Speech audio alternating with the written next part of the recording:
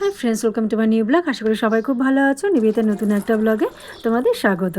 আরে প্লেটটা ধরো, আমি তো তরকারিটা তুলে ধরে আছি, না তো পড়ে যাবে। তো চলো রান্নাটা শুরু করে দিই। তো এখানে কি আছে বলো, এটা কি? পনির। পনিরগুলো আমি ঠিক এইভাবে কেটে নিয়েছি।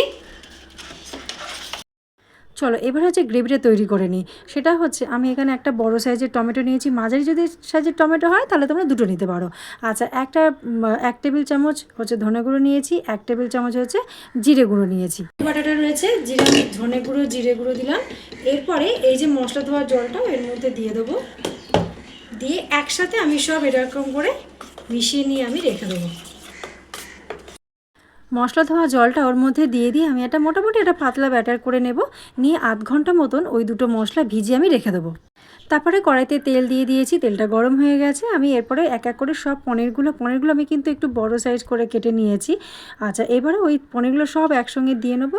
দিয়ে পনিরগুলো একটু হালকা করে ভেজে তুলে নেবো। বেশি কড়া করে ভাজলে কিন্তু পনির শক্ত হয়ে যাবে। পনিরগুলো আমার ভাজা হয়ে গেছে। এবার ওই তেলের মধ্যেই আমি গোটা যে ধনে হয় সেই ধনে ফোড়ন দিলাম। আচ্ছা, এবার দিয়ে দিলাম গোটা জিরে ওই ফোড়নের মধ্যেই। এবার দেবো গরম মশলা, এখানে দারচিনি, এলাচ, লবঙ্গ আর শুকনো লঙ্কা আছে, সেগুলো দিয়ে দেবো। দিয়ে ভালো করে এবারে দিয়ে দিলাম তেজপাতা। দিয়ে ভালো করে একটু তেলের সাথে হালকা একটু বেশি পুড়ে যেন না যায়, হালকা একটু ভালো করে খুন্তি দিয়ে নেড়েচেড়ে রেখে দিতে হবে।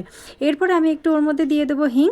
আচ্ছা, দেওয়ার পরে যে মশলাটা আধ ঘন্টা আমি ভিজিয়ে রেখেছিলাম সেইটা আমি ওই তেলের মধ্যে দিয়ে দিলাম। দিয়ে ভালো করে একটু খুন্তি দিয়ে নেড়েচেড়ে মিশিয়ে দিতে হবে। মশলা কিন্তু মিডিয়াম ফ্লেমেই কিন্তু কষিয়ে নিতে হবে। আর খেয়াল রাখতে হবে যেন তলাটা না ধরে যায়। আচ্ছা, এই সময় আমি এর মধ্যে নুন দিয়ে দেবো, পরিমাণ মতো নুনটা দিয়ে দেবো। আমি মোটামুটি 2 চামচ মতো, 2 চামচও নয়, মোটামুটি 1.5 চামচ মতো নুন দিলাম। আচ্ছা, কারণ অল্প একটু হালকা গ্রেভি থাকবে, বেশি নুন দেওয়ার দরকার নেই। আচ্ছা, এর মধ্যে আমি মশলাটা নুনের সাথে ভালো করে মিশিয়ে দিলাম। এরপরে আমি মশলা থেকে যতক্ষণ কাঁচা গন্ধ চলে যাবে সেই অবস্থা অবধি কিন্তু কষাতে হবে। এর মধ্যে অল্প করে ওই ছোটো চামচের 1 চামচ একটা আদা দিয়ে দিলাম একটুখানি। দেখো মশলা কিন্তু সুন্দর কষানো হয়েছে, তেলটাও সেপারেট হয়ে গেছে। আর এই মশলা থেকে এর মধ্যে কাঁচা গন্ধটাও চলে যাবে এবং সুন্দর একটা গন্ধ বেরোবে। এই সময় কি করব, আমি পনিরগুলো ওর মধ্যে সব দিয়ে দেবো। পনিরগুলো দিয়ে দেওয়ার পরে হালকা হাতে একদম নেড়েচেড়ে, ওর সঙ্গে বেশি নাড়াচাড়া করা যাবে না। এবার মিশিয়ে দিতে হবে পনিরের সাথে সব মশলাটা। হালকা হালকা একটু ফুটবে, একদমই এগুলো কিন্তু মিডিয়াম ফ্লেমেই রান্না হবে। হালকা একটু ফুটবে, তখন আমি কিছু কাঁচা লঙ্কা, আমি 3-4টে নিয়েছি কাঁচা লঙ্কা, মাঝখান থেকে চিড়ে নিয়ে আবার মাঝখান থেকে কেটে দিয়ে দিয়েছি ওর মধ্যে। দিয়ে এবার লঙ্কা থেকে লঙ্কা দিয়ে যখন খানিকক্ষণ ফুটবে তখনই দিয়ে দিতে হবে আসল জিনিসটা, সেটা হচ্ছে দুধটা কিন্তু নর্মাল টেম্পারেচারে থাকবে, ফ্রিজ থেকে বের করে নিয়ে কিন্তু দেওয়া যাবে না, আগে থেকেই বাইরে বের করে রাখতে হবে। দুধটা দিয়েই দেখলে আমি কিন্তু এর মধ্যে একদমই জল দিইনি, মশলাটা যা ফুটেছিল তাই।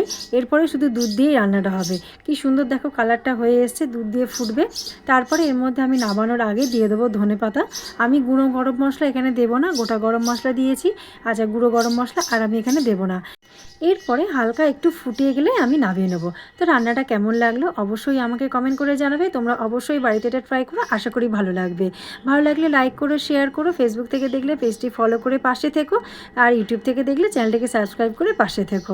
আজকের মতন টাটা, বাই বাই। আবার আসবো নতুন কোনো ভিডিও নিয়ে তোমাদের সাথে।